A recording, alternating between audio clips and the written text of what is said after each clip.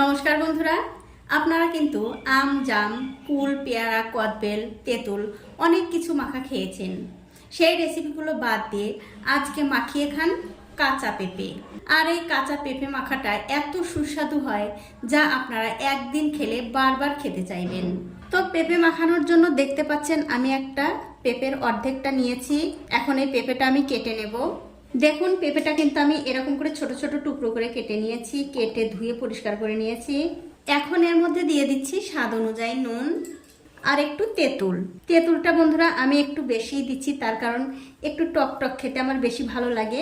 আপনাদের যতটুকু প্রয়োজন ততটুকু দেবেন, কোনো কিন্তু অসুবিধা নেই। এখন হাত দিয়ে লবণ আর এই তেঁতুলটা এই পেঁপের সঙ্গে খুব ভালো করে মাখিয়ে নিতে হবে।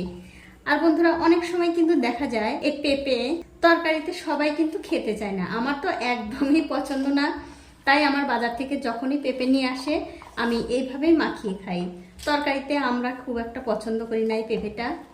যখন দেখি পেঁপে ঘরে থাকতে থাকতে নষ্ট হয়ে যাচ্ছে তখন এইরকম করে মাখিয়ে খাই, আর খেতে কিন্তু দুর্দান্ত লাগে। অবশ্যই একদিন হলেও বানিয়ে খেয়ে আমাকে কমেন্ট বক্সে জানাতে ভুলবেন না আপনাদের কেমন লাগলো।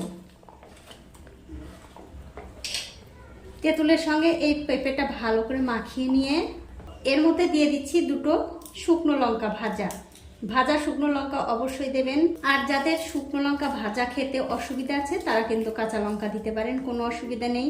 তবে আমার মনে হয় শুকনো লঙ্কা দিয়ে মাখালে বেশি ভালো লাগে। দেখুন, শুকনো লঙ্কাটা কিন্তু আমি হাত দিয়ে ভালো করে ভেঙে দিয়ে দিলাম। তারপর এর মধ্যে দিয়ে দিচ্ছি পাতিলেবুর পাতা। যদি আপনাদের ঘরে পাতিলেবুর পাতা না থাকে তাহলে আপনারা পাতিলেবুর একটু রস দিয়ে দেবেন। এতে করে কিন্তু এই পেঁপে মাখার স্বাদটা আরো দ্বিগুণ হয়ে যাবে। সবশেষে এর মধ্যে দিয়ে দেবো একটু ধনেপাতা কুচি। তবে বন্ধুরা, ধনেপাতা কুচি দেওয়াটা পুরোপুরি অপশনাল। আপনাদের যদি ধনেপাতা খেতে ভালো লাগে তবেই দেবেন, তাছাড়া কিন্তু দেওয়ার কোনোই দরকার নেই। শুধু লেবু, লঙ্কা, পাতিলেবুর পাতা আর তেঁতুল দিয়ে মাখালেই কিন্তু বেশ ভালো লাগে খেতে।